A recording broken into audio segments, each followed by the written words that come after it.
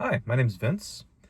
I created this channel called Car Rants because I ranted to cars with my friends a lot and they're bored of it, so now I'm gonna make it the internet's problem.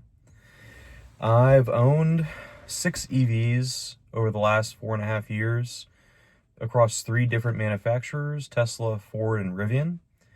I own a Rivian R1T Generation 2 tri-motor.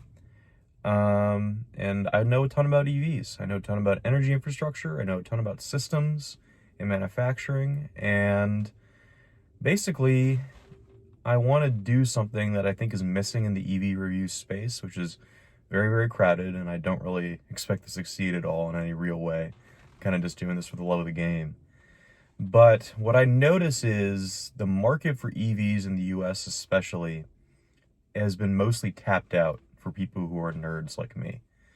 People who are willing to, try new things, try new technology, can tolerate sitting at a fast charger for 20 to 30 minutes on a long road trip, and who are willing to figure things out and kind of just be first with this tech. I think a lot of talk has been around like cost of EVs and how that's a barrier entry, and that's certainly true. But now, if you look at the used market especially, and also a lot of these new EVs coming out from GM, cost really isn't the barrier that it once was. It's really come down to just, do they work? When someone gets in a Toyota Camry, it doesn't really matter the year, doesn't really matter what trim. If they get in it just to drive it or to like be a passenger and they want to put it in drive and just go, there is no learning curve. Like, maybe you have to see where the shifter is, and that's about it. If you're the passenger in that car, you know how to turn the heat on. You know how to aim the vent at your face. Can you say the same thing for a Tesla? Can you say the same thing for Rivian or even Ford EVs? I have found that the answer is often no. And that is what I want to call attention to. Apple, the company that makes, the phone that I'm filming this on right now and the watch that I have on my wrist, very famously years ago had a mantra of, it just works. EVs right now don't just work. There is too much uncertainty around charging. There's too much uncertainty and over-engineering and software that normal people, like people who work very hard and don't have time to play around with their car, just needed to get to A to B and needs to work every time. They don't want to worry about getting stuck at a charger in the middle of a winter storm with their kid in the back in the middle of Christmas. They need to just work. No one worries about going to a gas station and figuring out how to use the pump. What I want to do with this channel is, one, have an excuse to play around with a lot of cool EVs and my own, and to try to just point out the weird little idiosyncrasies that need to be fixed with modern EVs to make them accessible to the broad market in the United States. EVs in the US have obviously become a very, unfortunately, controversial topic. Today is January 20th, an important day for the transfer of power in the United States. And I don't really think the issue and the holdback and the slowdown in adoption of EVs we've seen as a political problem. That may be part of it, but I don't really think that's the issue.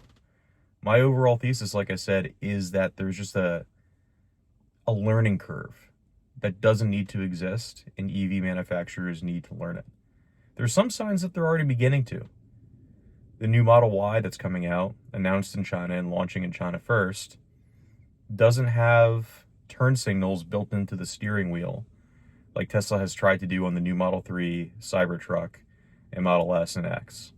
Instead, it features a normal turn signal stock, like 99% of other cars. I think that is a tacit acknowledgement that my thesis is correct. That normal people don't want to have to figure out how to change their turn signals for the first time when they get in a new car. They want them to work. And I think they can. And I hope I can point that out and maybe make a tiny bit of difference in the EV community. Over the coming weeks and months, I hope to post a lot more on this channel. I'm going to start with content focused mostly on Rivian because that's the easiest vehicle for me to access because it sits in my driveway every day. and I hope to be fair about it. I love this truck, I love the company, but if I was a normal person who wasn't an EV nerd, I'd struggle with it, and I'm hoping to show you guys why. Over the coming months, you'll see that. You'll see other EVs. I'm going to try to focus on like the mid-tier to lower tier markets because I think that's the ones that make the most sense to focus on. Like a Model S Plaid is very cool. A Lucid Air Grand Touring is very cool. But the majority of people are not going to be spending $90,000 to $120,000 on a sedan. So I'm going to be focused right on that midline. And yeah, I hope I can make a difference in the EV community. I hope I can contribute something meaningful. I'm doing this for the love of the game. Like I said, I don't really expect to get a ton of views or likes or whatever, but if you watch one of my videos and you enjoy it, I would appreciate that like, that subscription. It does help with the algorithms, which apparently, unfortunately, do run our lives to some degree or another now. So I would appreciate it. And I'm also hoping in the coming weeks to launch a Substack where I write about some of these reviews and EV issues more in depth. More to follow on that. But yeah, for now, my name is Vince. This is Car Rants, and I hope you'll watch my next rant in the next couple days. Thanks.